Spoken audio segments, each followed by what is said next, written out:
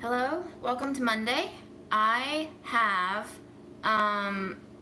sunchokes to cook, yes, aka fartichokes. I just heard from several internet strangers that sunchokes, aka Jerusalem artichokes, have very high amounts of inulin in it, which is supposedly very good for your health, especially if you have, more like diabetes prone conditions.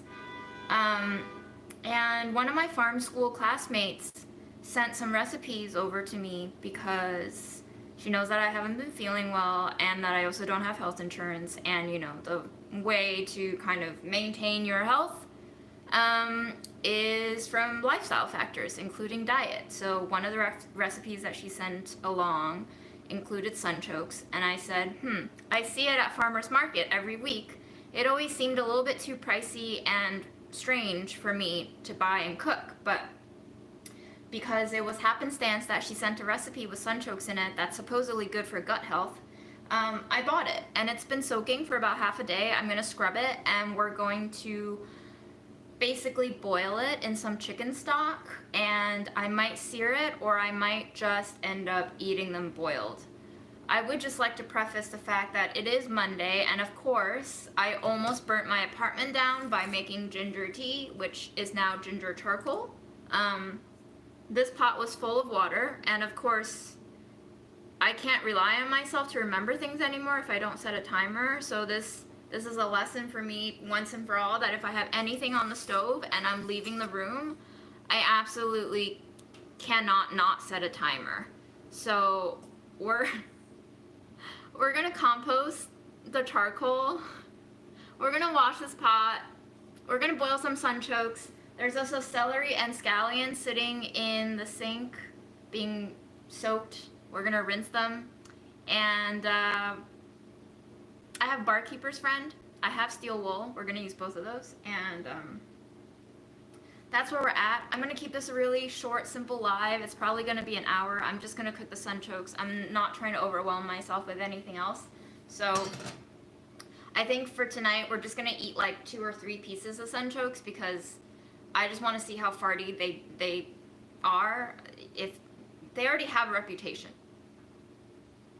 And we know I'm a fart machine. So if you put fartichokes into a fart machine, maybe we're gonna burn up the apartment actually this time. So let's go easy.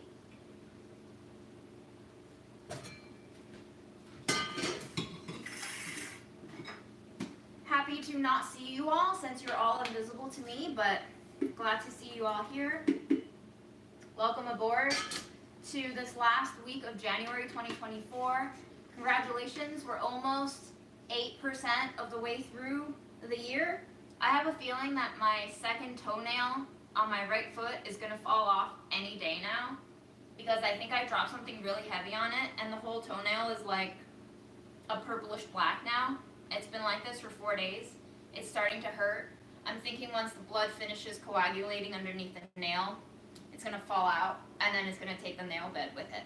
And I only know this because I had a toenail fall off in college on the beach, which was such a weird sensation to feel the ocean waves just pull the nail out of my flesh. But anyway, 2024, y'all. I'm putting on a very manic mood for you because otherwise I've just been crying. So I'm using you guys as a balance to my emotional state. Thank you, and you're welcome.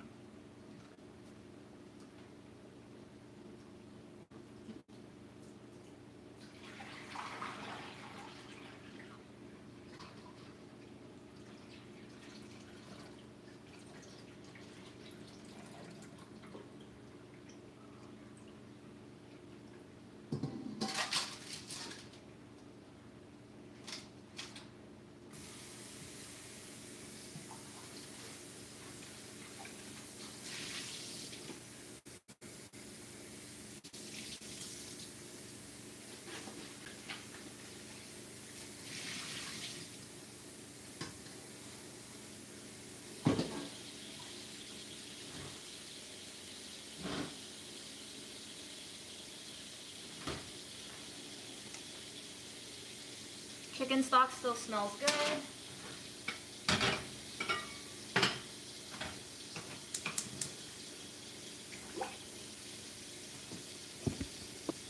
Sorry you missed the plot. I didn't do a very good job of panning the camera down.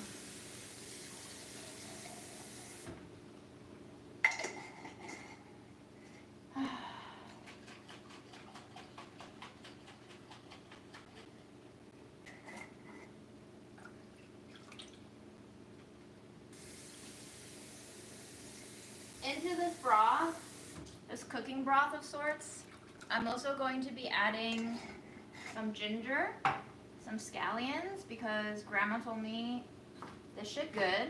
And of course, anything Grandma says, I'm gonna do, except not really, because she tells me to do a lot of things that I'm never ever gonna do. But for this I can do. So just a little bit of scallions. And then we're gonna start rinsing off the sunchokes. I'm gonna pick like the most wilty looking scallions to use up first.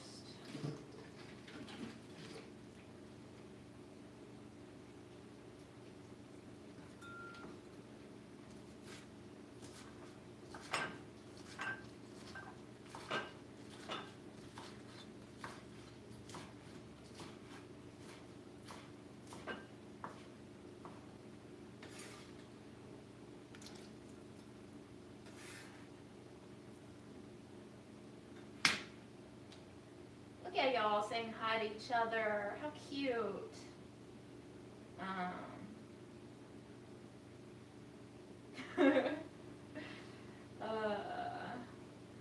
All of these people feeling bad for me. Oh man, Cherry, I hate root canals. What I hate most about root canals is once you have your teeth kind of fixed, you have to worry about whether or not you're gonna crack it, because that's how I ended up missing a tooth. High school, root canal, cracked about 2 months in, and then I had to get it extracted.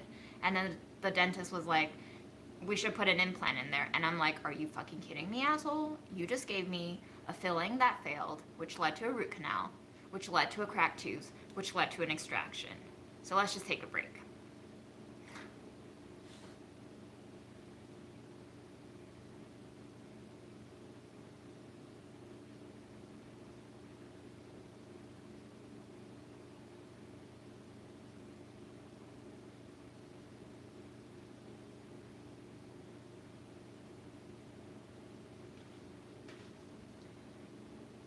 Alright, so here are the sunchokes.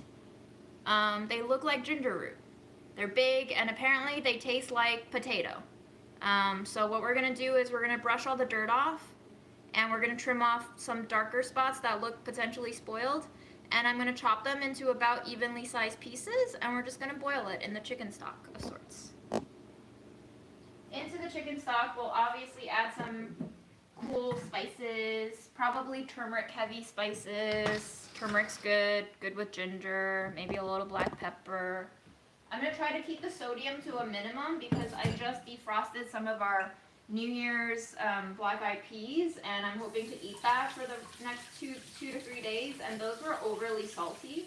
So yeah, we're just going to reduce my sodium intake a little bit these days for those poor kidneys that might or might not be struggling. TBH. I went through like 2 months of existential crises, and then I was like, you know what? What will be, will be. Maybe foolish words to say now, but those are the words I'm saying now. We'll cross that bridge when we get to it. On the flip side, I have been ruminating over whether or not to go live all day today. And a part of me was like, if you don't feel like it, don't do it. And then another part of me was like, you're not doing it because you're depressed and you're trying to escape facing reality. Not to say that this live stream is reality, but it kind of is. I think it's as real as any other part of my life now, but it definitely does help me get out of my head which is harder to do these days when I live alone. So, chat it up in the chat box. Manifest the voices in my head.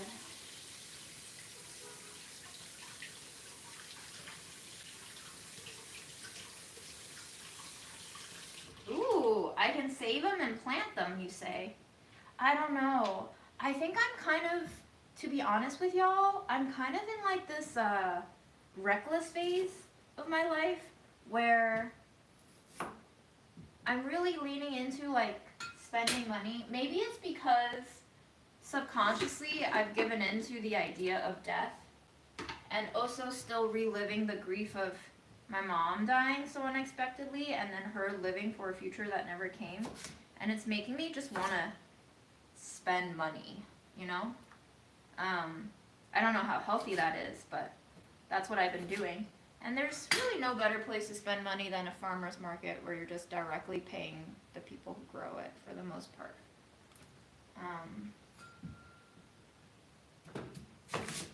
That's my mental state.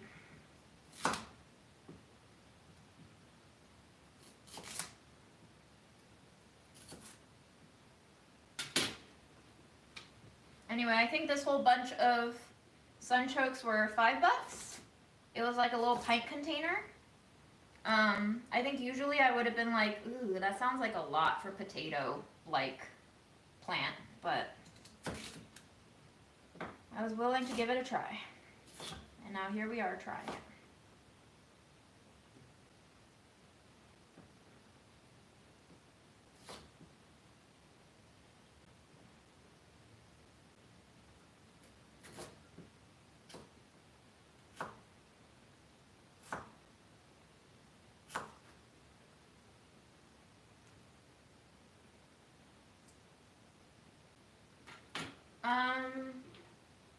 That's a good deal. Interesting. How much do they usually go for?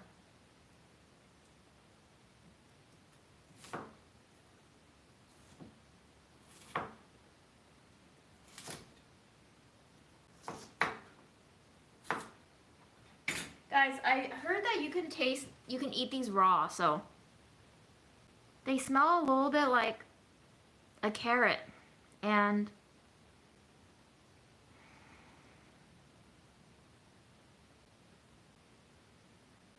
an unripe pear.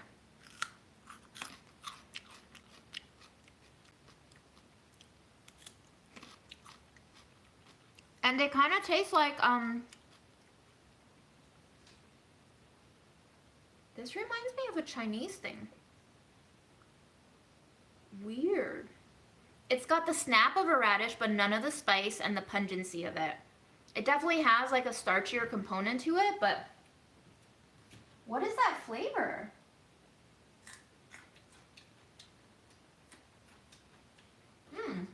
Interesting. Very, very interesting.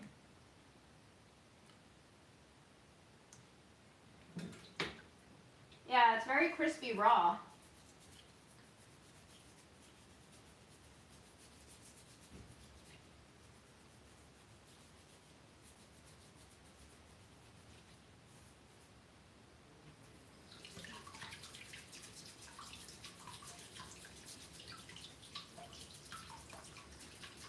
Ooh, water chestnut. Yes, you're right. That must be where the Chinese memories are coming from, like those Chinese American takeout dishes that have water chestnuts in them. Fascinating. Yes. Good call. Thank you for that memory jog.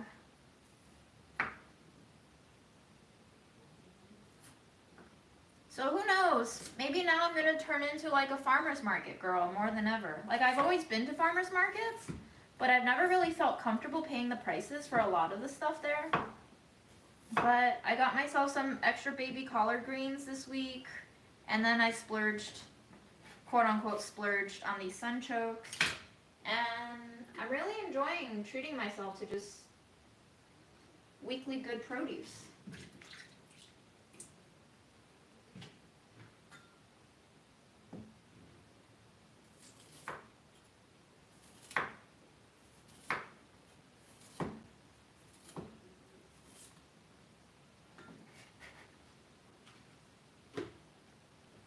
Definitely makes me think about the trip that I once took to San Francisco and how in love and infatuated I was with their farmer's market at the ferryman or at the ferry building. Was that where it was? Oh my gosh. That whole place was magical.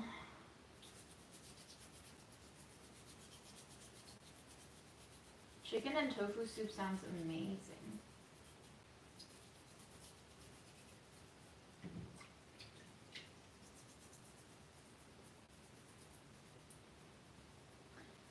Another vegetable that my farm school classmate sent me, another recipe included fennel bulb, so I'll go hunt for some fennel bulb next time. She also passed along a recipe for like a pineapple avocado parsley smoothie. That sounds really intriguing. I'm not a fan of avocado. It kind of makes me like have a weird itchy sensation in my mouth, so I could be mildly allergic, but hey, I think in a smoothie I can tolerate it more.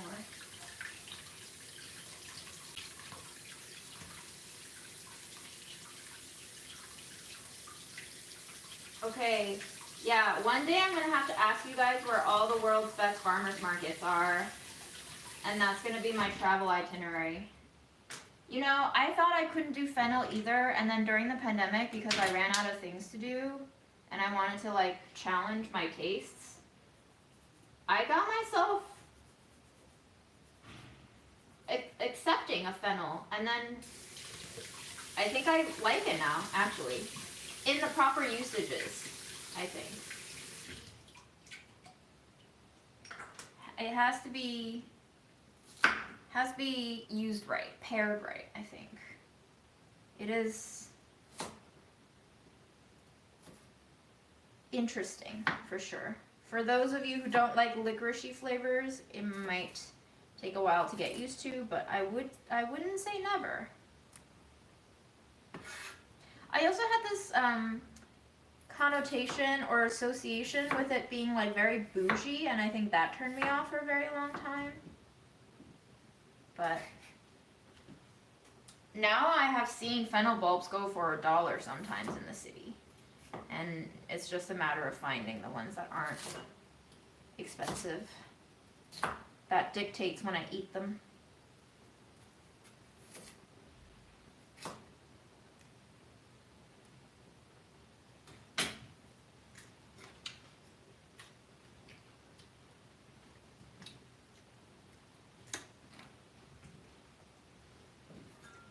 So I'm not peeling these. I remember I used to work in restaurants where they did serve these vegetables, these sunchokes, and I remember they used to have someone like peel them meticulously. And I think that's also what turned me off to them for the longest time, because I thought they were very high maintenance.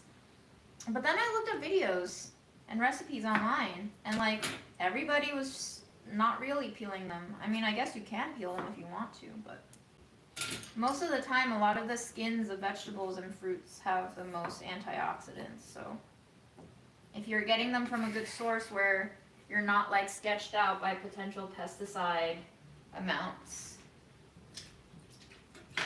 I say skin on is always a win. I would say kohlrabi has more of a neutral flavor than fennel, and I would also say that kohlrabi is crunchier than fennel when raw. Fennel is more like celery in texture to me, and kohlrabi is a little bit more like a radish carrot to me.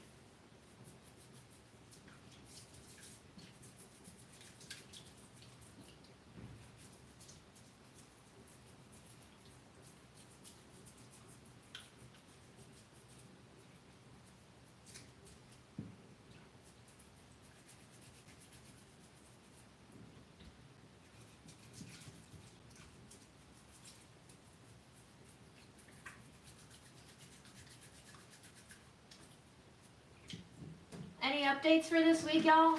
Any fun things? Any bad things? Any good things? Any things to share? Jersey Gypsy, welcome to your first live.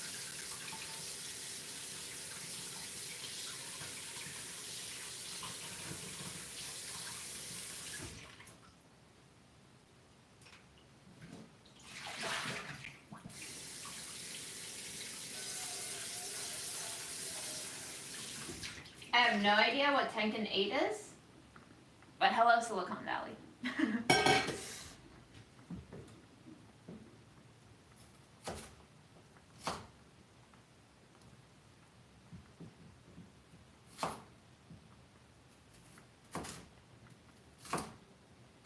Let's give this another taste. Listen.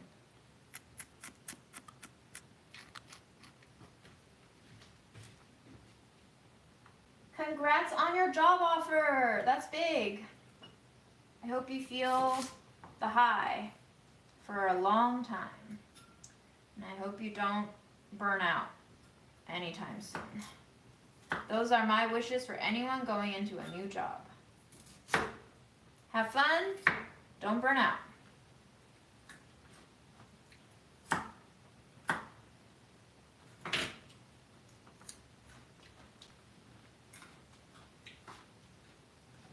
I have not heard about the 34 Cats and Queens.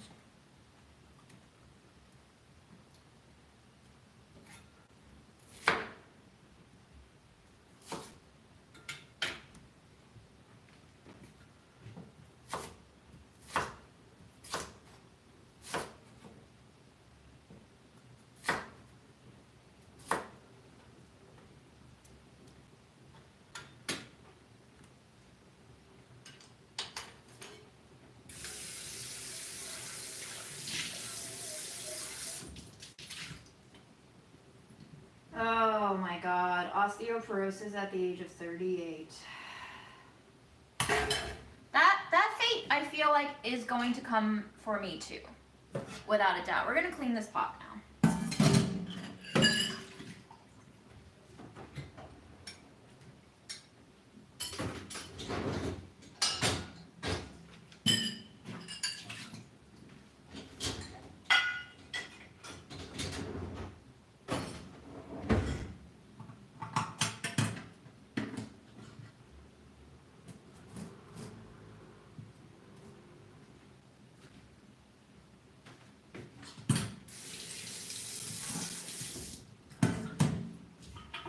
Barkeeper's Friend is pretty amazing.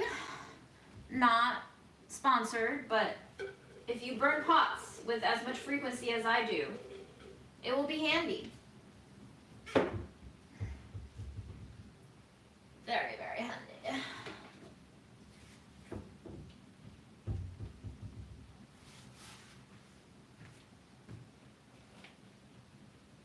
Oh yes, being a woman is something. You have to be thin and healthy. You don't have to be thin or healthy for that matter, you know? You really don't. You just do whatever you want, really. And maybe you won't be loved by everyone that you want to be loved by, but there's a price for everything. I'm currently in the middle of self-reflection of how to judge my goodness, my badness, how to judge my weaknesses and my strengths, how they can often be the same thing, manifested differently when in different contexts with different people and interactions and dynamics. And I just have to choose in the moment who to be.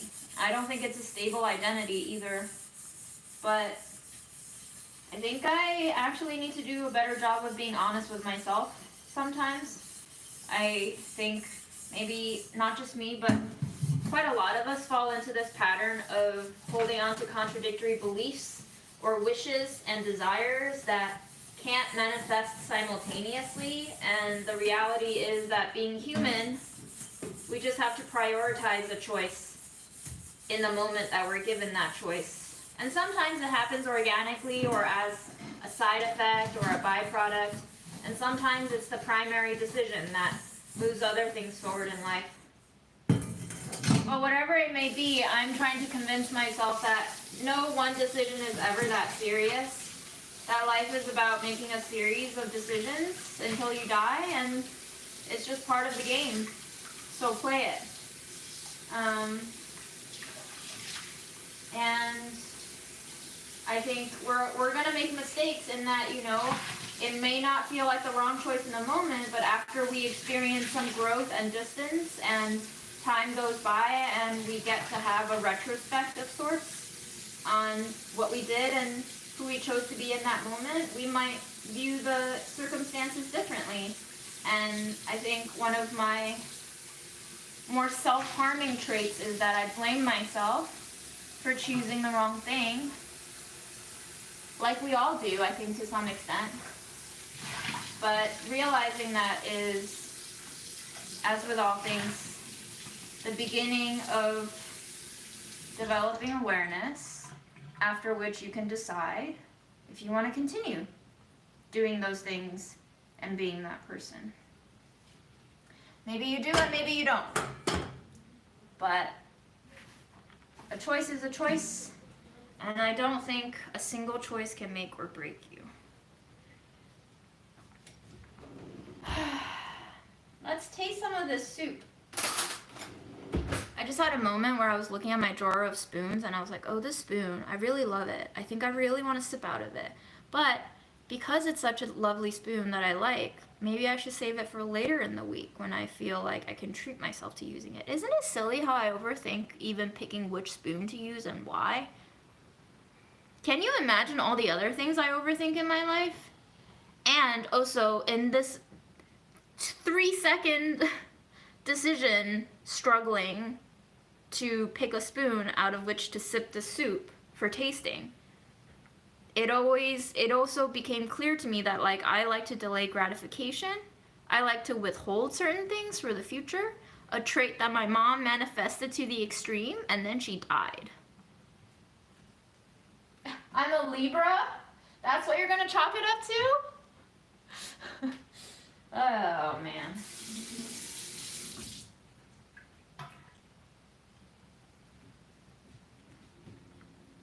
Oh, Puppy Kitty NYC is where we got Fred.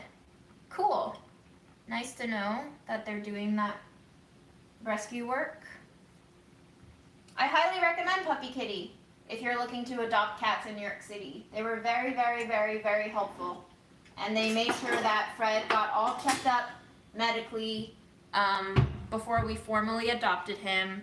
And they covered all the medical costs before, you know, he was fully adopted by us, and just generally doing great work. So if you do want to donate to a nice animal rescue organization, I can personally say that I've had a great experience with Puppy Kitty NYC.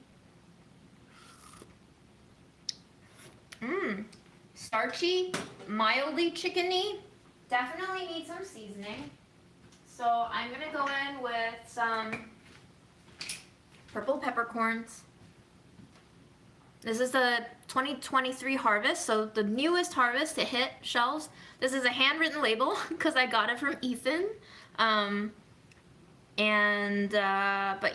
if you buy it, it will have a proper label on it. It's fruitier than most other peppercorns I've tasted. This one is harvested after it's fully ripened on the vine. Some peppercorns are harvested before it's fully ripened. And then they ripen off the vine after they've been picked. But these peppercorns are pretty special because the growers allow them to be fully mature and dark crimson red before they harvest it, which most growers don't do because this step results in a loss of yield. Because what happens when you leave delicious peppercorn berries on the trees that they grow on, or whatever branches and vines that they grow on, the birds get to them because the birds want to eat them too, because the birds love peppercorns as well. So it's a very interesting way to grow peppercorns for sure, and harvest them.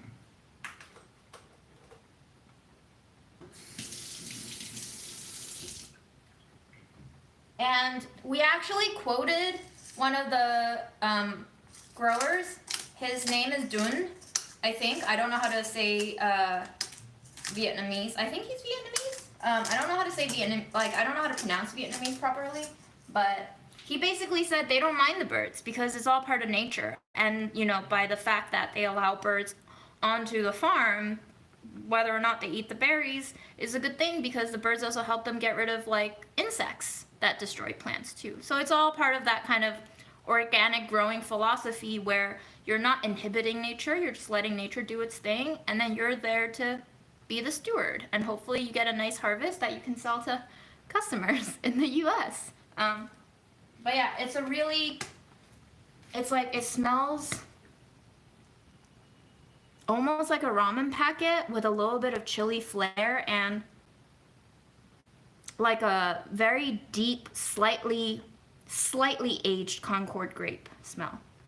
Right now, that's what I'm getting.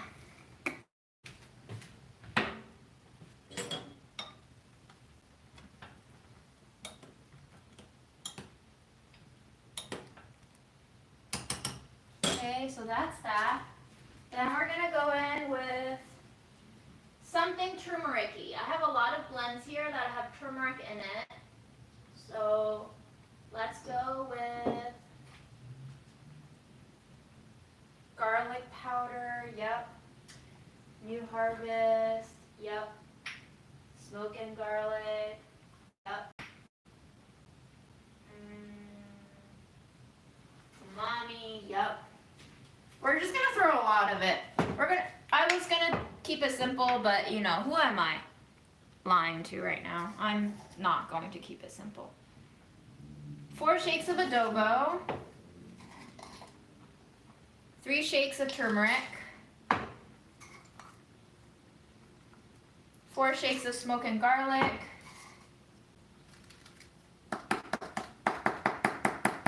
5 smacks of umami blend. I'm not attending farm school anymore because technically we're done. Farm school is complete. It was complete as of November last year. And a little bit of curry. A few shakes, maybe 5 or 6 tiny shakes. All right.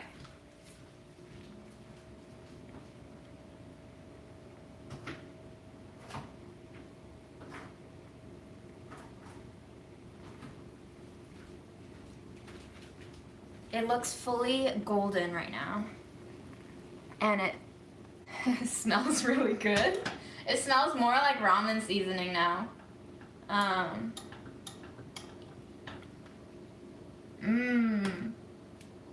can smell the curry, wow. Yum. It smells like galangal. It smells like Thai food right now. Edging, a little bit edging on Indian curry, but strong Thai food vibes. I also have a lemon that I could use, so I think I'm gonna squeeze in that lemon after it comes off the heat, just because I don't want to keep it in there anymore, you know?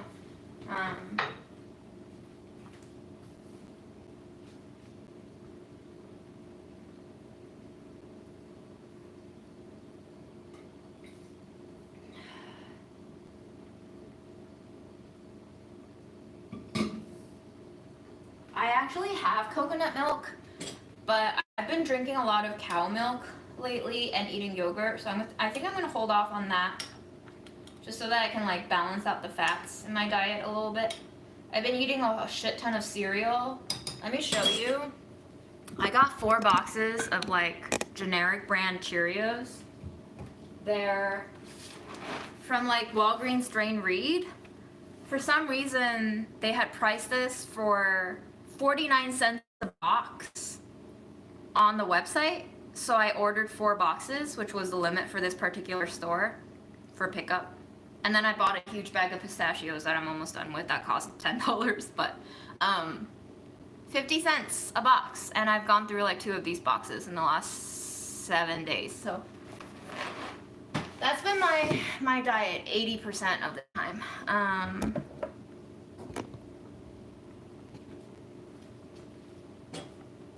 Most of the recipes say that you only have to boil this for 10 minutes, but I'm trying to get it uber creamy. So maybe we go a little bit longer. In the meantime,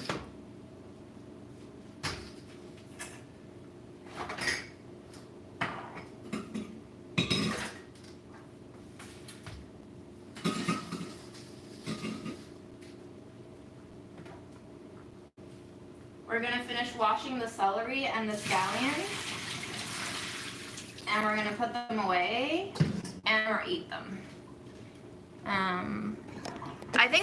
I think the upgrade to Fios internet has been a boon for our live stream. Would you say? We haven't had much technical issues as of late, so maybe the internet was the problem the whole time.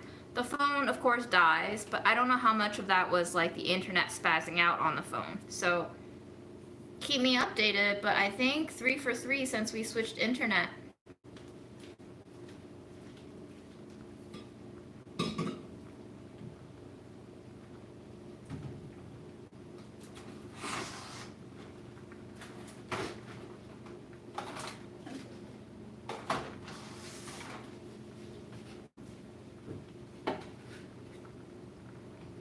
Glad to hear it.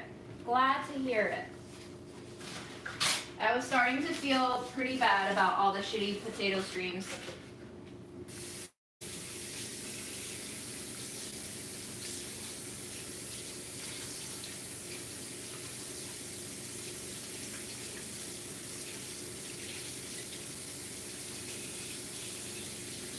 By the way, do we have any queer folks who live in New York City or adjacent to New York City Midtown area who are free on February 3rd in the afternoon?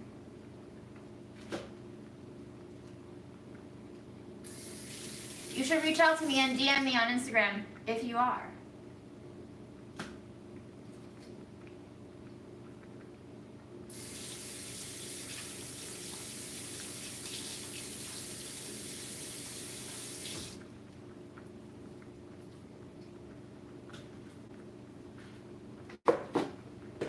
Yeah, I switched internet providers. Fairly new update, but it's been here for about 10 days now, I think.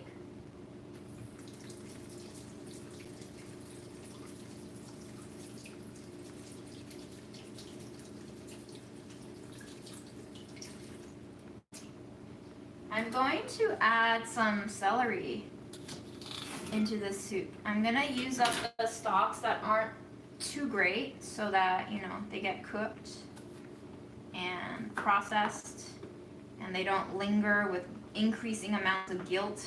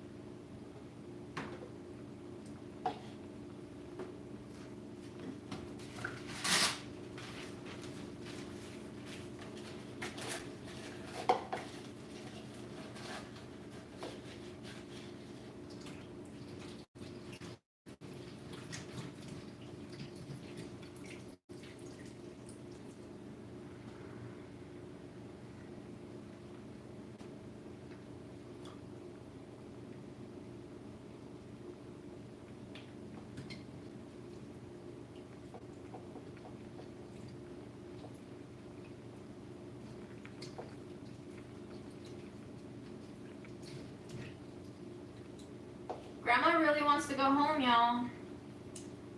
I don't think it's gonna be a reality. I'm trying to like deal with the grief that I am feeling for her in a lot of ways. Has anybody gone through that where an aged loved one wants something that you know is just out of reach for them? There's no snow right now in New York City. Not as far as I know.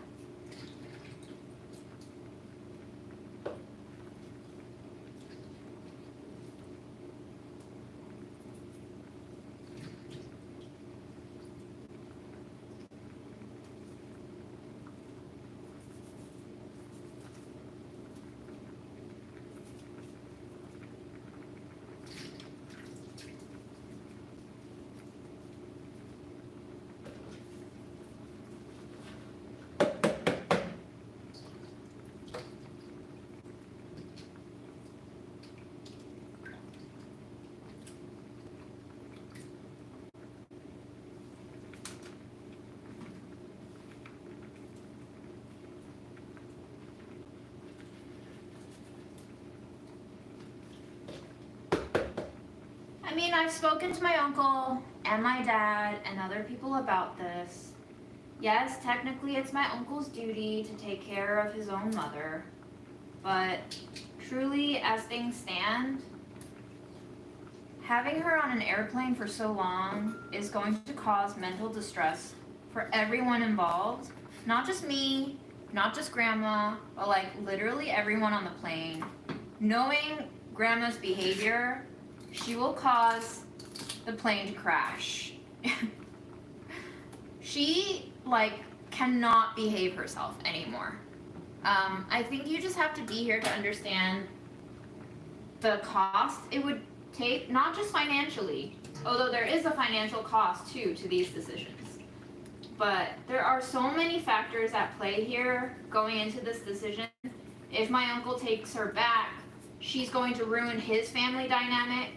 Whereas if I keep her here, at least he can enjoy maintaining some greater amount of peace within his own family. You know, he's taken care of her for many years before my mom brought her over to the US. And these behaviors that she's currently exhibiting were already in place before she came here, but have gotten way worse. And when she still lived in Beijing with my uncle, there were times where her behavior was so unacceptable, but because Chinese culture dictates that you have to respect your parents, he would just like take out the unspoken frustration on himself and like ram his head against the wall. She's not a healthy person to be around. When I say that I blame my mom's death on Grandma, in part, I mean it. I don't think I'm being irrational about this. I don't blame Grandma for my mom's death 100%. There's also a part of her death that I blame on myself. All of that blame is for the most part irrelevant now, but if I'm honest with myself and you right now, I do blame my grandma for having responsibility for my mom's unforeseen early death.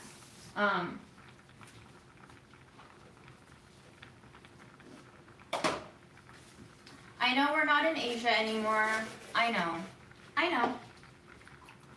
Again, since the 2 years of my mom's death, I've had a long time to think about all of these things, and I do harbor some degree of resentment some days, you know, when I see how clearly my responsibility for my grandma affects my own plans for my own life or lack thereof, how it affects my relationships, how it affects my dating. I'm processing a breakup currently. It's adding to my depression, but you know, this is just life. And as I say to myself and to others, first jokingly, but now increasingly seriously, it can always be worse. And currently, it's not the worst yet.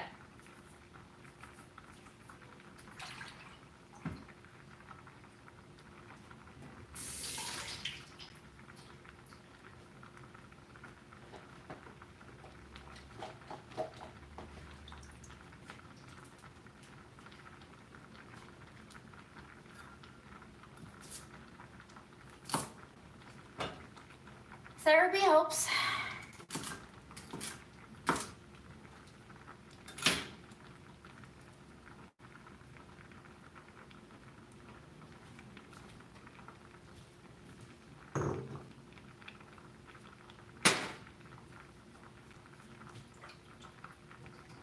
Yeah, my mom made her choices, I'm making my choices, we all live with our choices, and if we don't want to hate ourselves while we're alive, we have to make peace with our choices. We have to acknowledge that not all the choices we will continue to dwell on with complete positivity afterwards. We have to accept that all of life is a guess and a gamble, and sometimes you feel like you've won, and sometimes you feel like you've lost miserably. And all of that still is all part of the game. That's what I'm telling myself anyway. I don't know any other way of going about life other than this way, so.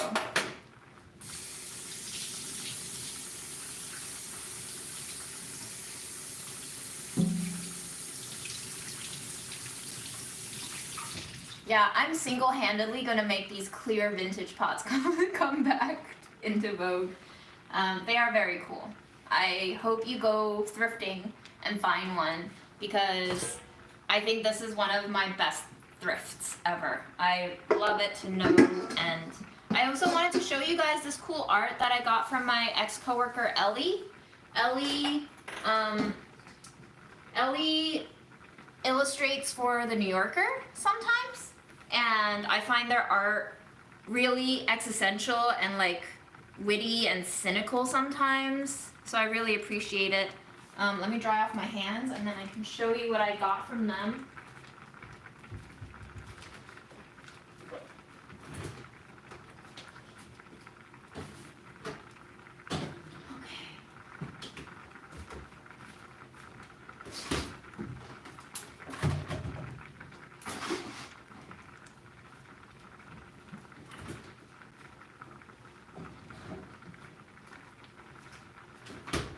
So, I got 3 of these stickers. I gave one to Aaron, then I gave one to my most recent ex, and I've kept one for now, but I might give it to my friend Devin, who knows. It's 5 cat paws, and it says, "Unionize, your cat deserves a raise." It's a sticker. It's adorable, isn't it?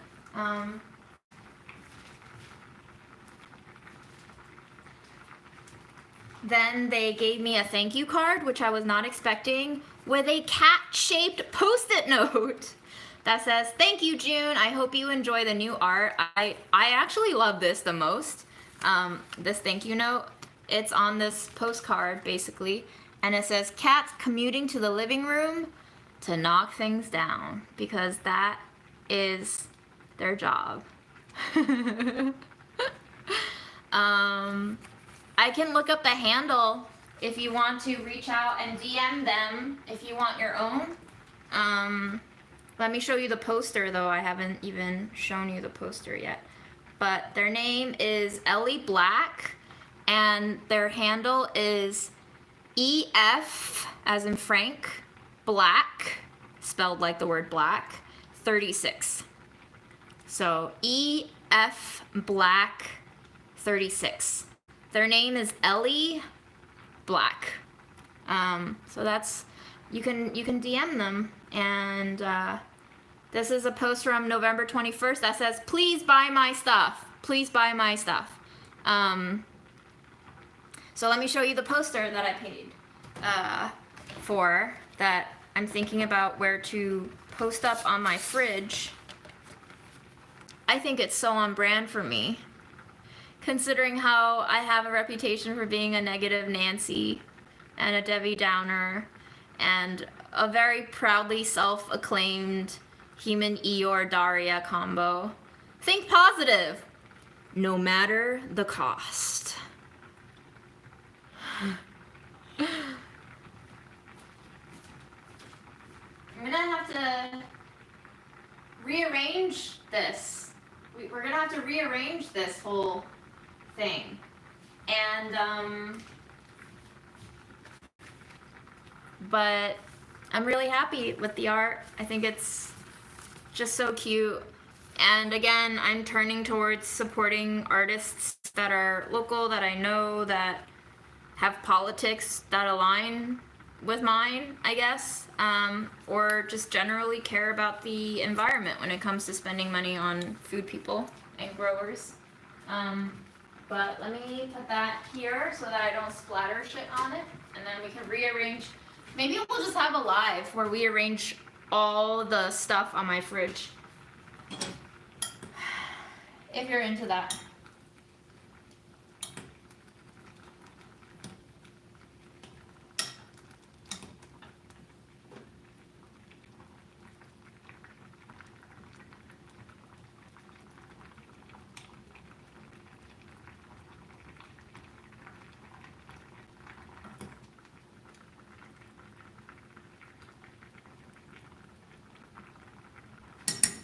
We're gonna taste some little tidbits after it cools, and then I can check up on the progress.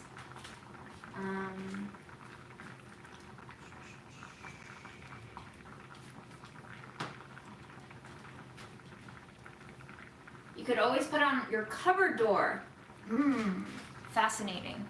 I could also just put it on this blank wall. There's so much space here. That's a great idea. Thank you for those ideas. This is why I have you guys around.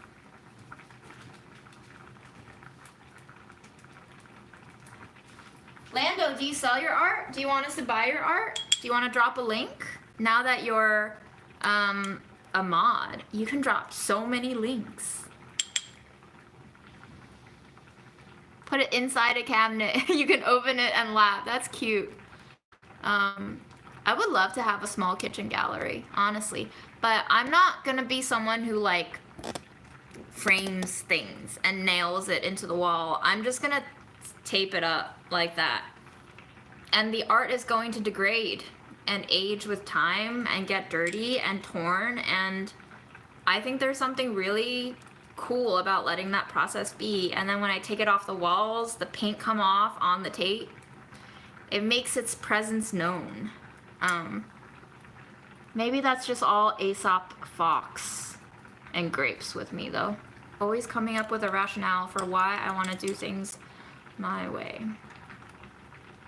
Something else to bring to therapy, maybe. Mushy. Earthy, wholesome. A little bit spicy from the ginger, I think.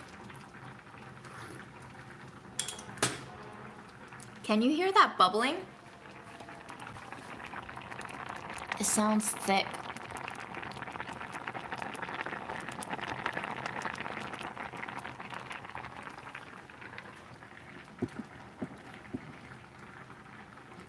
Okay.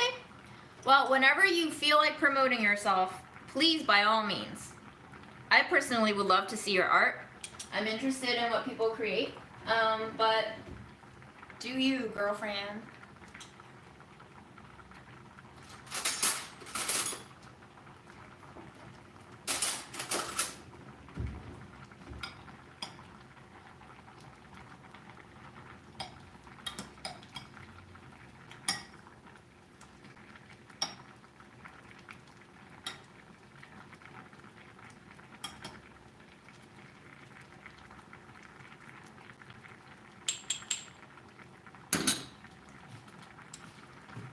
I also have that block of open cream cheese that I'm a little bit scared will start going bad soon.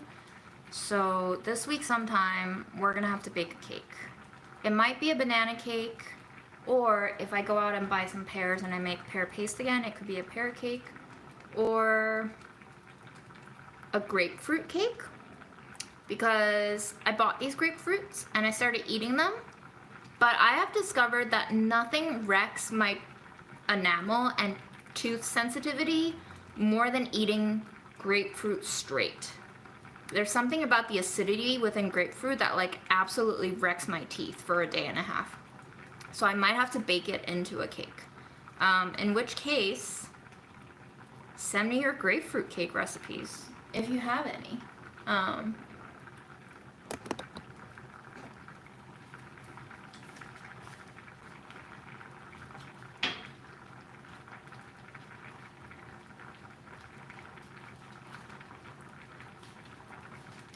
This is definitely under seasoned, but when I eat it tomorrow with black eyed peas, I think it's gonna be fucking amazing.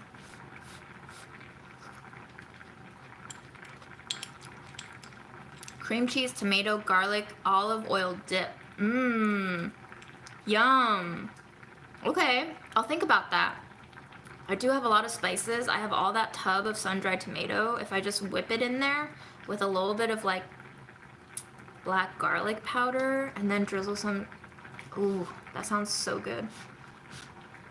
If you have teeth sensitivities, I don't know if you've had this experience, but I switched over to Sensodyne because of my sensitive teeth, but I've found that Sensodyne actually makes my teeth sensitivity worse.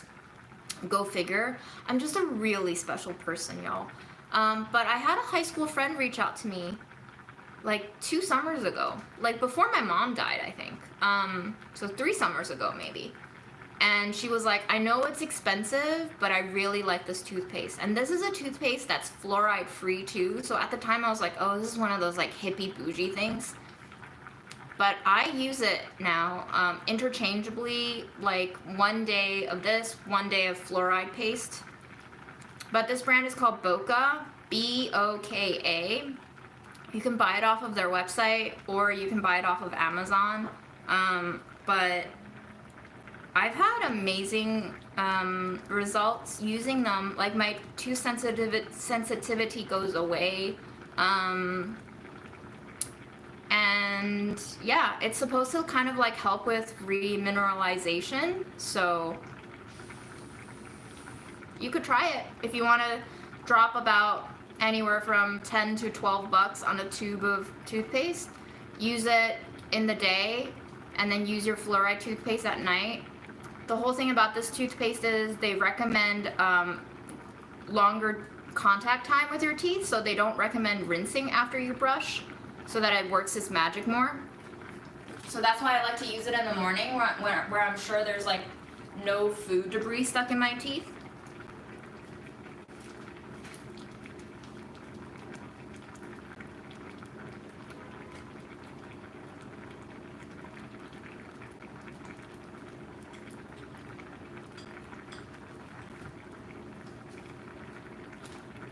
Hi, Siobhan.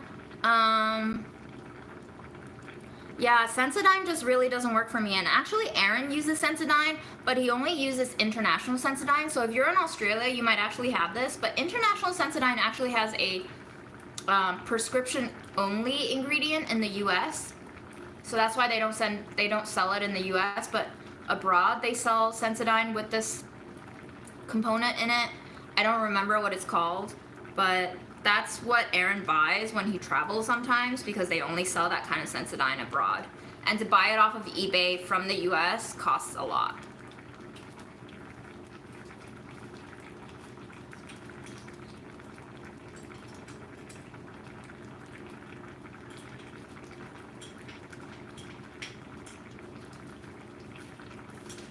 Okay, I'm gonna read George's comment because this is actually something that I talked about in therapy this week that I really want to continue ruminating on. And again, I only have parasocial relationships with you all, right? So keep that in mind.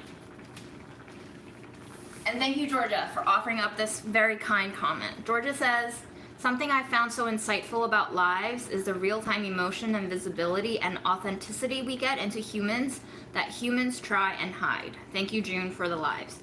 Okay, so I brought this up in therapy because my therapist, being a kind, supportive therapist, has always told me, wow, you know, like you really dig into yourself. Like you're really looking into the context of things and seeing your blind spots and all of that, right? And I've gotten this comments from other therapists too before where they tell me I like to self-therapize, which I think can actually result in like this very insightful dynamic in therapy where the therapist is like, wow, my patient really wants to learn and this is going to be an awesome relationship because they're open to digging into nasty, hurtful bits that maybe other patients are more reluctant to. But when this trait manifests the way it does, so directly, transparently, and bluntly in my personal interactions with IRL people that I'm trying to be in intimate relationships with, romantic and parental, I think it ends up hurting the other person. So like, I think it's refreshing to see me be this authentic on the internet because the internet is not an environment where you're almost supposed to see this kind of presentation of self. But I think if you knew me in person and you were actually my friend, that my habit of saying what I think in the moment that I think it would cause a lot of interpersonal harm. And I'm saying this because I've experienced it now in 2 romantic relationships, which is like the only 2 real romantic relationships that I've had, and it's making me doubt myself. And this is something that I really dived into this past weekend in therapy is what to do with that self-doubt. Because my therapist thinks that this doubt is actually possibly the worst thing for myself. His recommendation was for me to get in touch with my true self. At which point I was like, what is my true self at this point?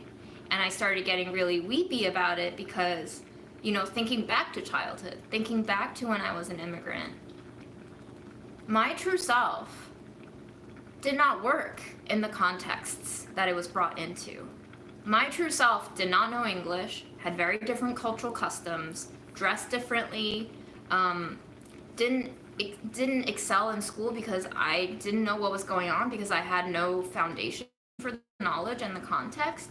And so I've had to do a lot of gauging and visual intake and mimicking to belong, to not stick out like a sore thumb. And I still stuck out like a sore thumb for a very long time. And I think because those were very formative years, like I immigrated to Japan when I was 3 for a year and a half, and then I immigrated to the US when I was 7.5.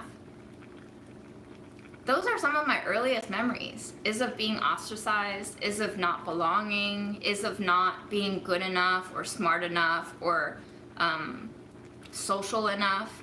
And so I developed all of these coping mechanisms of like being super attuned to my environment and the people in it so that I could gauge what's happening, so that I could gauge what's safe for me to do, what's right for me to do, and right in terms of what will gain me social capital, what will gain me friends, what will gain me less bullying directed on me. And so when my therapist was like, I think you really need to like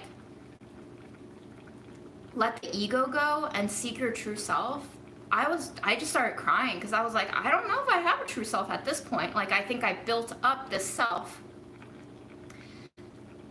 that was unique and special because I had to be unique and special because I knew that I didn't belong. I mean, unique and special are just very positively coded words that could as easily be weird, strange, and freakish, I think those are negative connotation words that basically mean the same thing as special and unique. And so my therapist was like, I think, you have to embrace your uniqueness and you have to embrace who you are and find your true self and like get in touch with it. And I was just like, well, this is my true self. Or at least I thought this was my true self. The true self that have been the cause for 2 relationships ending. So that's what's going on in my brain. And weird and strange by whose metric? Totally valid question, right? But it is still so hard to feel that rejection in an intimate setting. And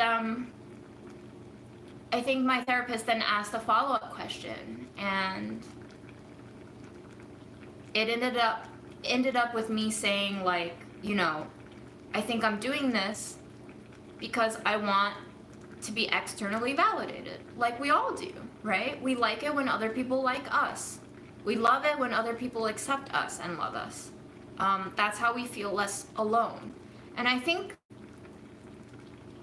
in the past decade, I've realized that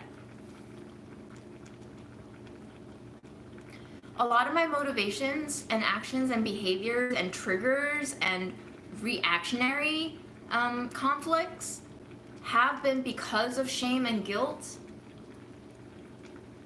But I think just in this therapy session did I fully recognize that like underneath all of the shame and guilt mechanisms, I have, like we all probably do,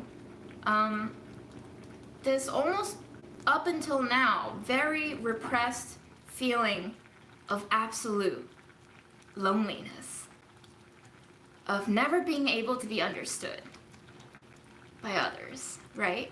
And I think that's why I cling so hard to the internet and these parasocial relationships and these live streams, because in being this version of myself, I've attracted a following that is attracted to this version of myself. And this is external validation that I seek in real life intimate relationships that I can't find in real life. So I'm understanding now why people are addicted to the internet, right? Because they can feel so much more of that connection that they want, that they can't access in their physical world.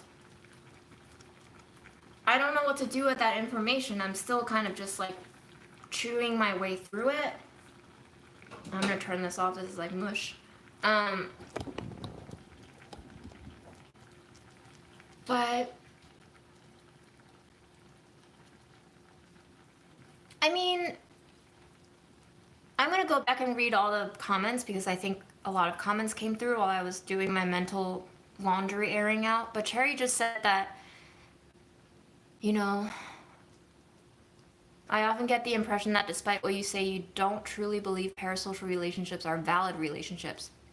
I'm going to push back on that. I think they're valid relationships. I don't think they are high up on my hierarchy of relationships that I feel fulfilled with. Not trying to hurt anyone's feelings right now, because I know I have a tendency to do that now more than ever. But let me explain a little bit. When my mom died, parasocial relationships were the bulk and the core of what got me through grief. It was connecting with strangers on grief. It was allowing strangers to come into my life to help me out with practical matters and emotional matters. And it was seeing that impossible connection happen and feeling like there was possibility in the world for more hope than I had previously believed in. However, in real life, I can't really call on any of you to be like, yo, can you come over and hold me while I cry? Or, you know, like, there's a physical component to parasocial relationships that is impossible.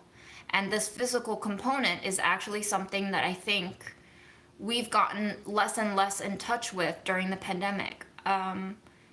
While I was still with the tax strike group doing research, we met up with like an older dude who started war tax striking during the Vietnam War. So he's pretty old now. And we were talking about political strategy and getting people involved into movements and how to mobilize. And one of the first things he brought up was, we have lost the ability to organize in person. That's why all of these efforts are so fizzle. Because without that in real life physicality of being in the presence of each other, that bond is just so much more diluted. And so I think parasocial relationships are so valid. Otherwise, I would not be here. I don't really make money on these streams, you know? Like, I make $14 for the most part per stream, and then after tax, it's like $7 per stream, and then I stream for 1 or 2 hours. That's not even minimum wage. So I'm not doing this for money, obviously. I am doing it because it fulfills me in a social aspect and in an emotional aspect and in a psychological aspect, because it feels like talking to a mirror, but a mirror of people who give me external validation and information, because y'all teach me a lot of things about food, about culture, about politics and history and your different backgrounds and, you know, experiences in life and takes.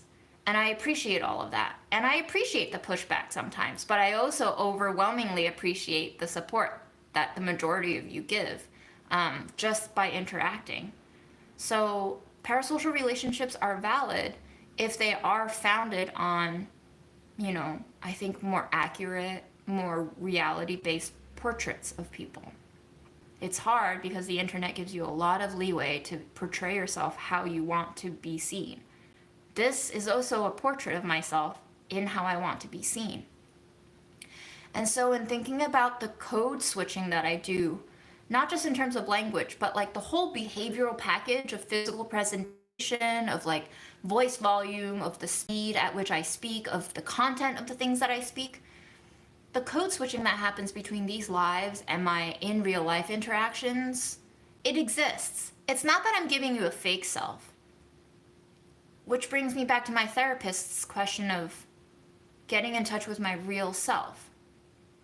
I think this is all part of my real self. Um, I don't think I've built up an ego, but I think that too is, it's got to be subconscious on some level. I I don't think I'm lying to myself, but clearly there's a disconnect. Clearly there's cognitive dissonance, right? Because if I am proud of my weirdness and my uniqueness or my freakishness,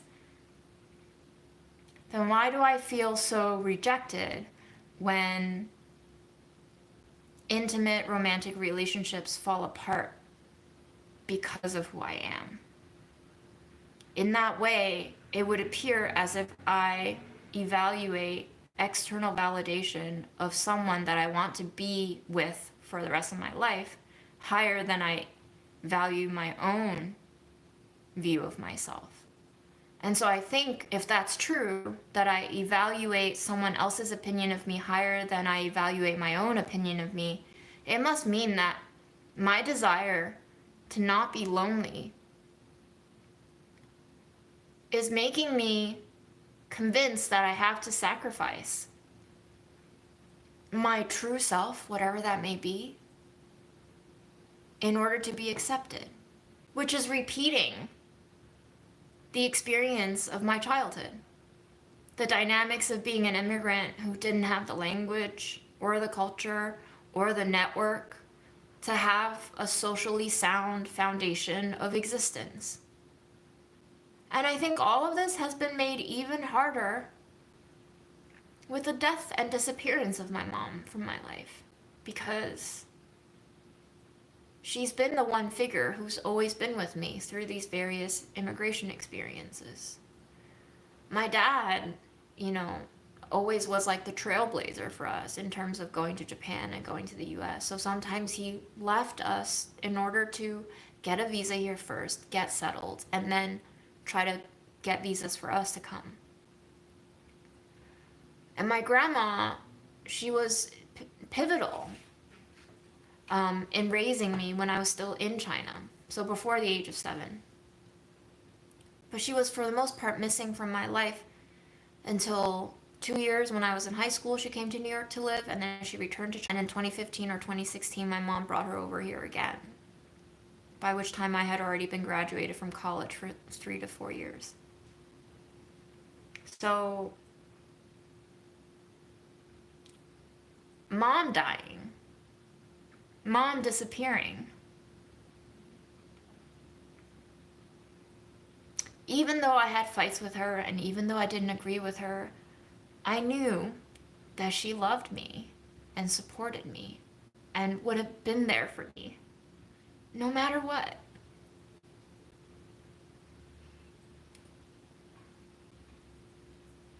And I don't have that anymore.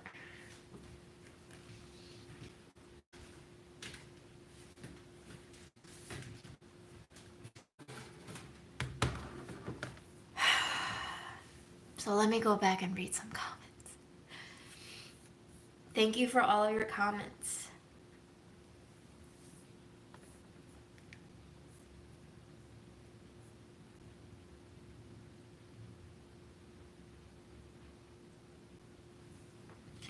And in thinking about my true self as a young child, in talking about how guilt and shame and feeling like I'm a bad person who hurts other people, I can back this up with 2 memories that I have of when I was in China after I had returned from my short time in Japan. So I was between maybe the ages of 5 and 7.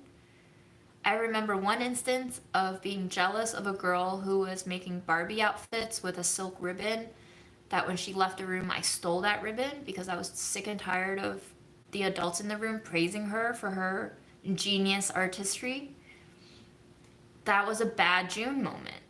And I got found out when my grandma was doing laundry for me a couple of weeks later, and she pulled out this ribbon and she was like, "What is it?" And then my mom saw that. And then I felt like, maybe for the first time in my life, like great shame at being found out. Not necessarily shame for stealing, because at the moment of stealing, I was just ripe with jealousy and annoyance. But maybe then that was also triggered by loneliness, that all the adults were paying attention to this girl and none of them recognized me. And the second memory that I have that feels like proof of me being a bad person from a young age, that it's like a core self, is like my mom and I attended this underground church when we were in China. And around Christmas time one winter, we had been rehearsing to have this choir recital of sorts. And this girl who lived in my neighborhood, in my building complex, didn't come to like rehearsals, but insisted on performing with us. And I just pulled like a very Regina Mean Girl thing on her, and I was like, you didn't rehearse with us. You can't sing with us. And so I think back to those two moments quite frequently, actually. Because when the topic comes up of whether or not I'm a good person at my core, I keep having doubts. Again, there's the doubt of, if I'm actually a good person, then how could I do those terrible things as a kid?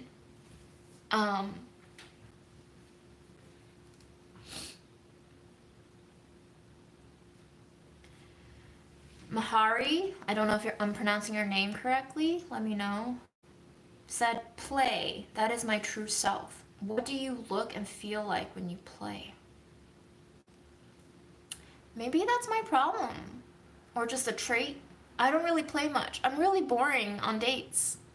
My favorite kind of dates is just like being in someone's house, like sitting with them, doing very domestic things. I'm not adventurous, and on that front, I feel lacking too.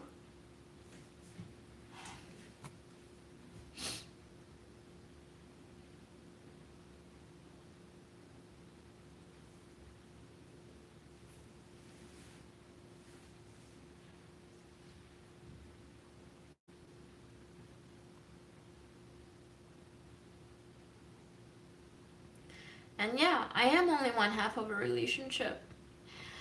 Damn it, dating is so tough, y'all.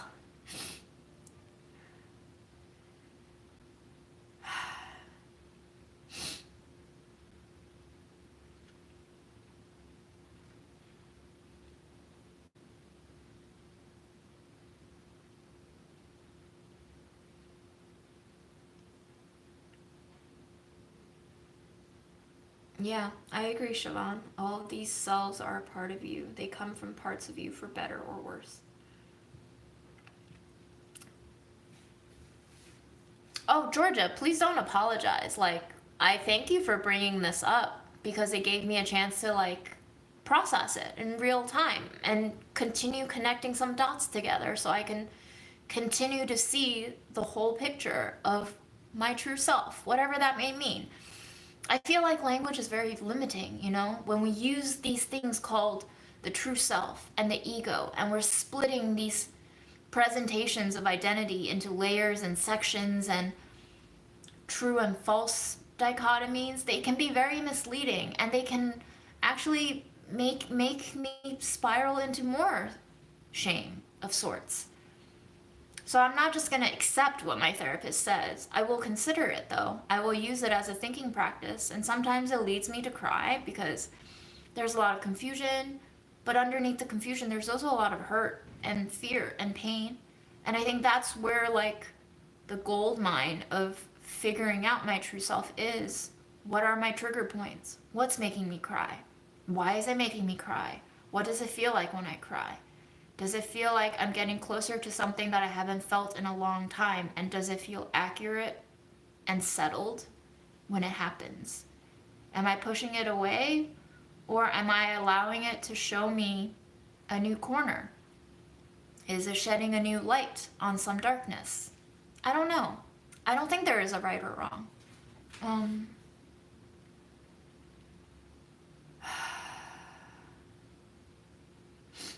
Yeah, you sat with me for hours while I shredded. You couldn't figure out why, but there is a connection. Something is real here somehow.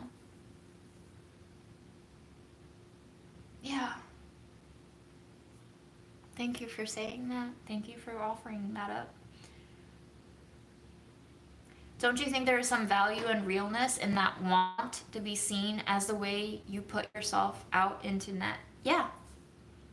I'm going to try to just be who I am and hope that I find someone that I won't hurt in a relationship, you know? But I think that also takes negotiation. And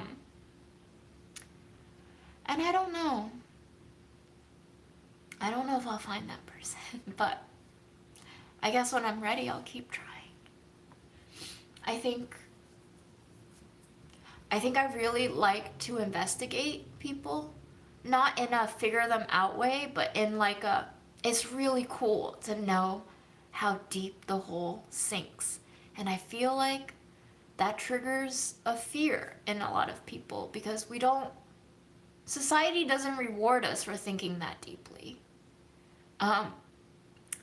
But you know, I think if you know me a little bit from my videos, I don't think most of what society rewards is up my alley. I don't think that feeds me most of the time. So I'll just have to see who else out there wants to investigate as deeply as I'm interested in investigating.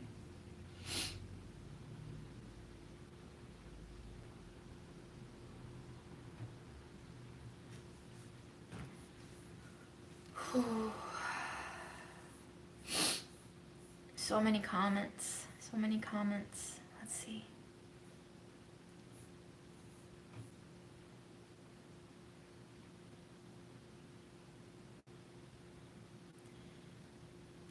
It's unfair to expect one person to fulfill one's needs all. It's unfair to expect a person to show their complete self to everyone all the time. Yeah.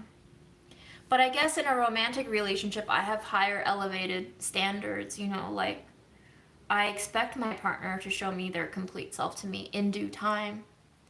I can be impatient, very impatient, and I've learned that especially in my romantic relationships. I'll have to dig into that a little bit, where that impatience comes from. Probably anxiety of feeling like I'll probably be rejected anyway, because why not? It's always been the track record, right? That's the kind of narrative that we keep telling ourselves sometimes to sink into victim mentality.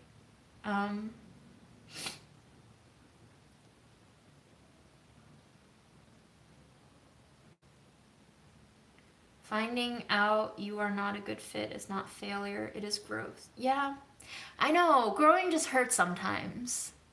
And I don't want to grow sometimes. I just want to stay and be comfortable, you know? But I agree.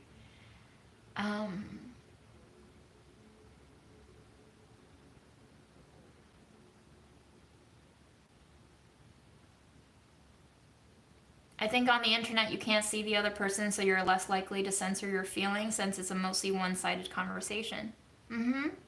So that doesn't really translate well into in real life relationships, right? If I'm used to talking to you this way and it's one-sided, I'm talking to fill in the silence because you're here to hear me talk in a way. But that's not the dynamic in non-parasocial relationships.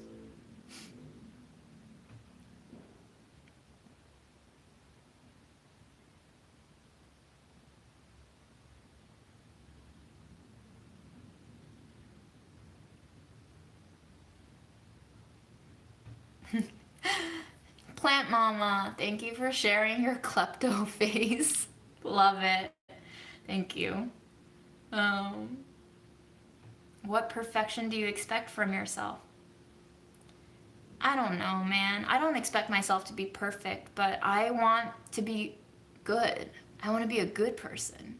So anytime I do something that makes me feel like, oh, that's something a bad person would do, I think I just sink into shame so much that I can't pull myself out of it. And I think I've been attributing a sort of value judgment to thoughts too.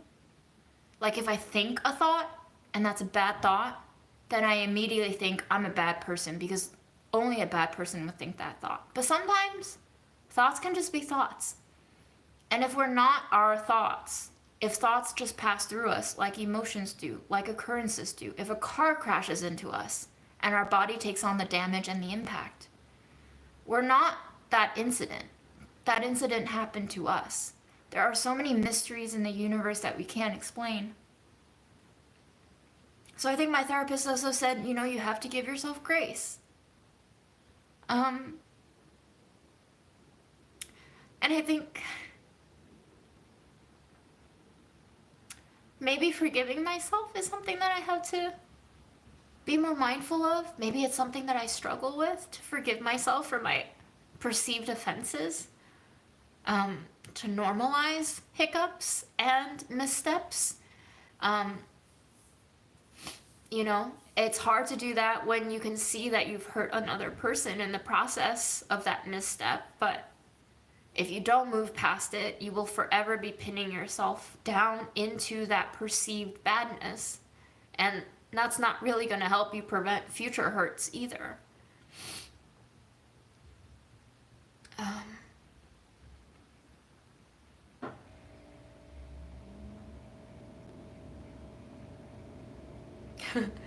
June, erasers are on the ends of pencils because we all make mistakes, girl. I feel like I'm drawing with a knife on flesh sometimes, you know? You can't fucking erase that. But yes, maybe I should start using pencils instead of knives.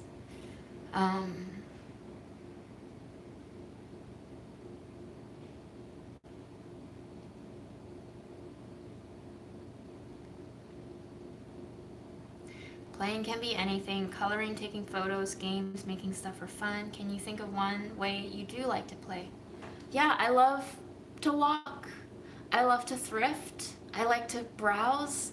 I like to smell produce. I go to farmers markets. I like lying on my bed high with a portable speaker right next to me on the adjacent pillow and feeling the vibrations of each sound wave passing through the bedsheet onto my skin and into my bones sometimes. I like playing with friends' cats. I'll look into fostering soon. I like cooking. I like experimenting. I like buying weird food ingredients that I've never tried before.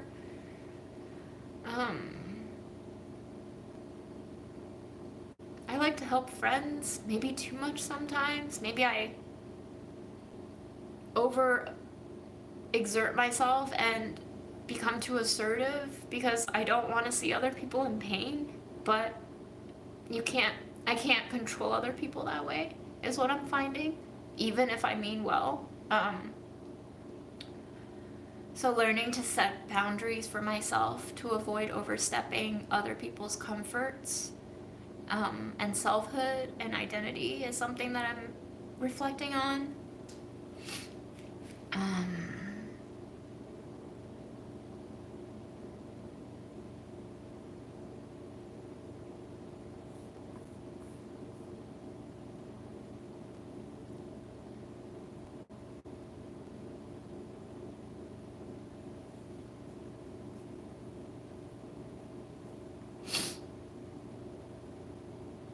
It's also about communication. You want to say more about that? I agree. I agree a lot.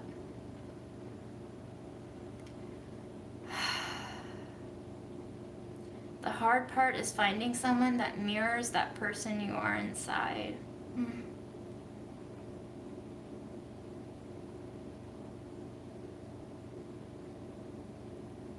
Catherine, I hear you. Yes, don't give Google more data about you. They don't deserve it. But thank you for voicing that you have a lot to say to me.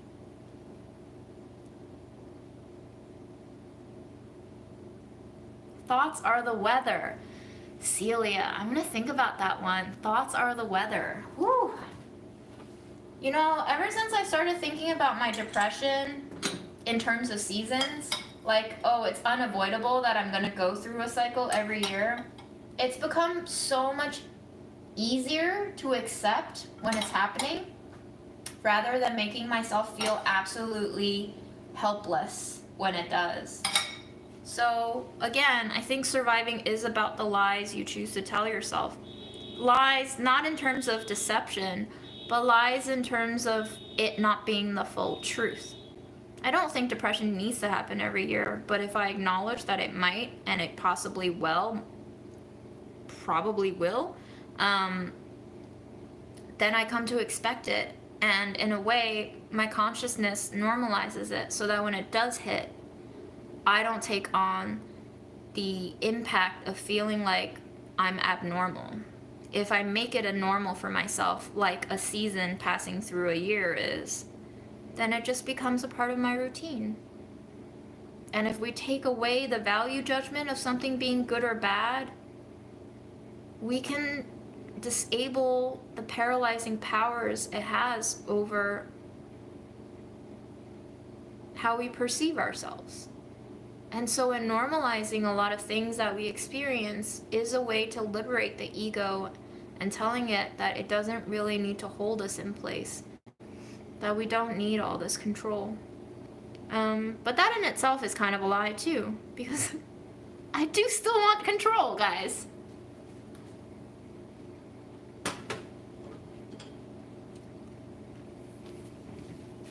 The Lola asks, do you choose partners who you subconsciously know it will not work out with to prove you're not a good person?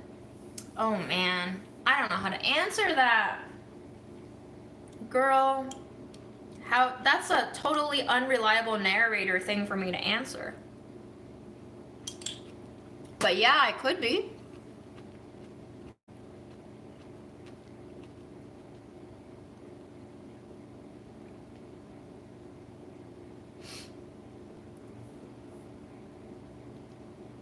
What kind of music?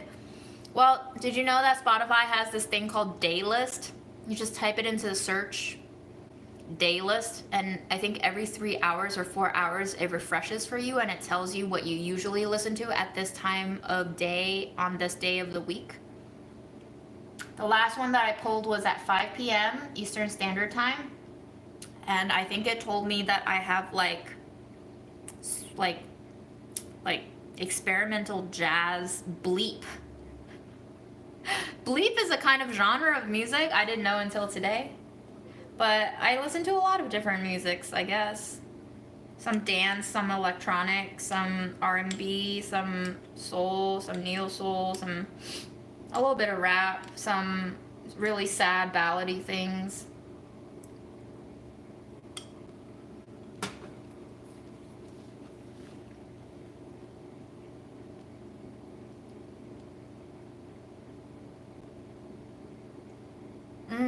Helping and rescuing are different, yeah. Try saving, rescuing for very unusual situations, not every day or week. Yeah. That's a good boundary for myself to delineate. So thank you for sharing that, Celia. Good evening, Rachel. I have a bunch of russets. What type of mush should I make? All of them. Mashed potatoes. And then you can make those. You can make mashed potatoes into like potato patties. There's something about this stew that tastes hammy. I don't know if it's the intersection of celery and sunchoke and chicken broth, but it tastes so hammy right now. It's strange.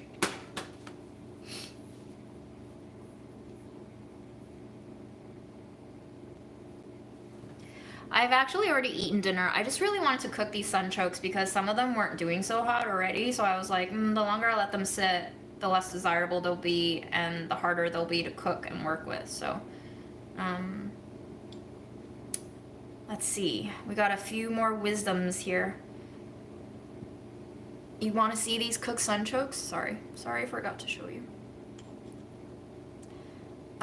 They still look like ginger on the outside. On the inside, they started to crack, like when a potato gets cooked, it cracks. It's very mealy now. I'll just use my lips.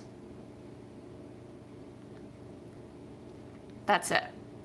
It's so soft.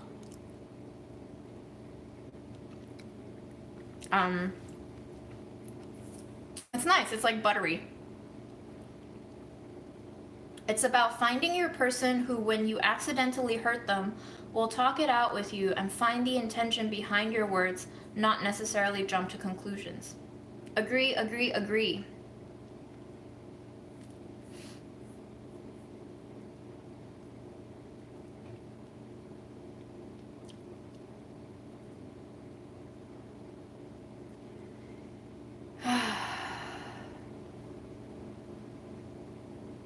Well, the choice of music in my filmed videos are all royalty-free musics, so those are a little bit more limited, but I do my best with what I can work with.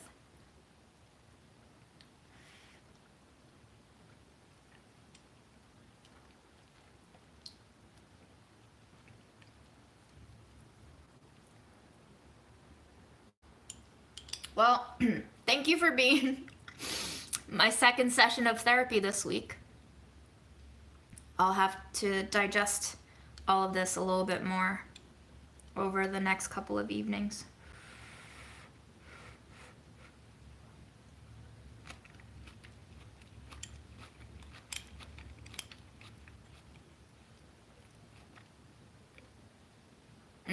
So I should stop eating these sunchokes right now. Okay, thank you, Catherine.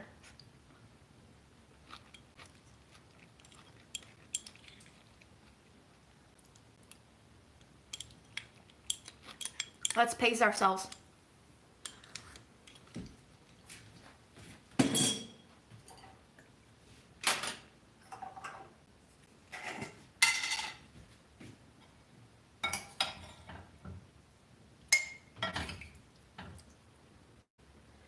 Yeah, I feel a lot more open now. I think I felt more hunched over emotionally and spiritually.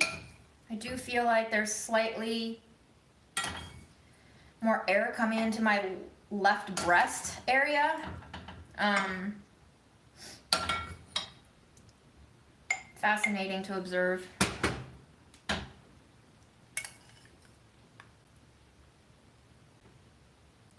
Yeah, it must be the inulin. So whenever I eat any food products that have inulin in it for added fiber and shit, oh my god, the distress is real.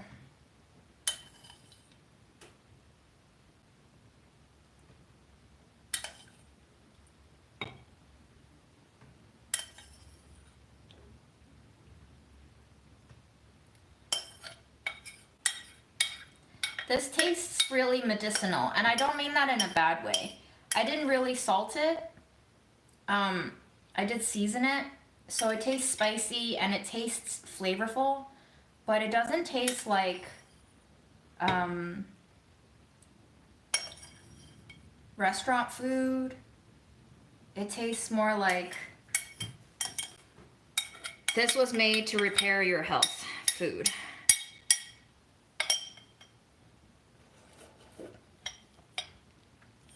The soup is very silky right now. I don't know if you can see that texture.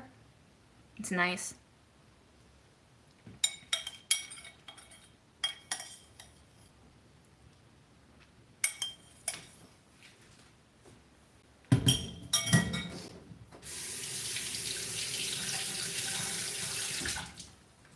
And I still forgot to squeeze that lemon.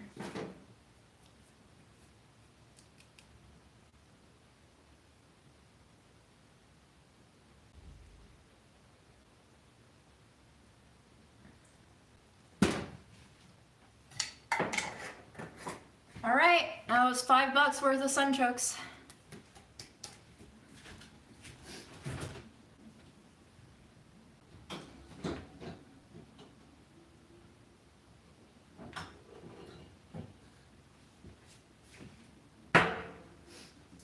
I'm gonna eat a little bit of yogurt and applesauce that Grandma gave me, and then I'm gonna bid y'all a good night. I think I gotta go watch a movie or some shit. Decompress from my days.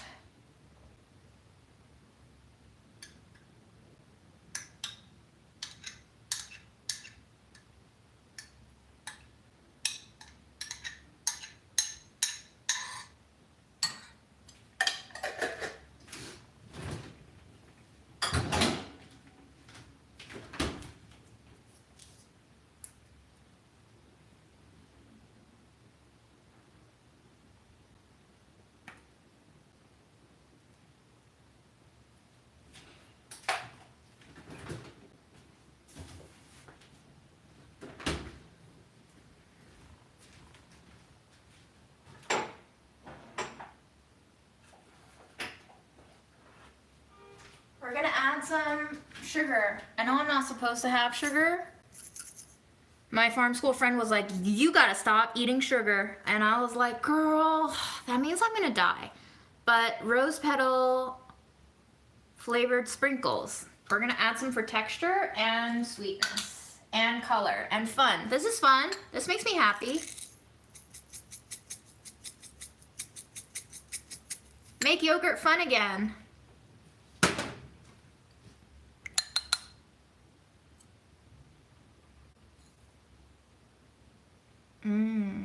Applesauce yogurt and rose sprinkles.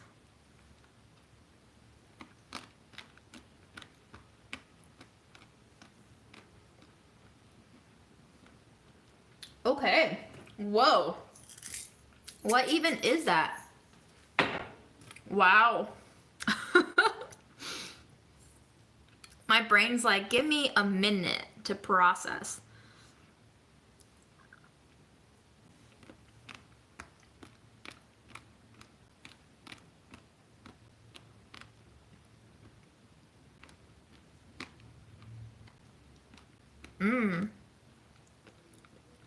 This is really fun to eat, actually. I love the texture of sprinkles on yogurt and applesauce. Wow.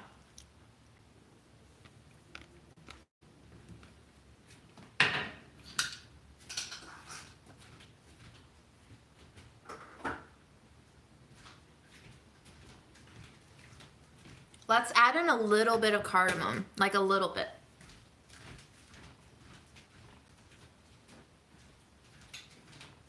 Because cardamom, especially when it's like fresh ass cardamom, can be really strong. So just a little spattering.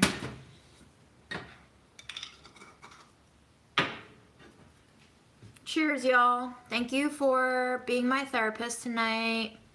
All your good suggestions and insights and words of comfort and advice. Appreciate you all.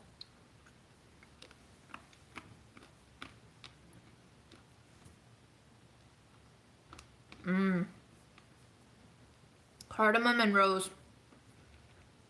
Yep. Cardamom and rose. Cardamom, rose sprinkles, applesauce, and yogurt. That's gonna be in my recipe book. With that, cheers to a new week. Happy Monday night. Have fun. Bye, y'all.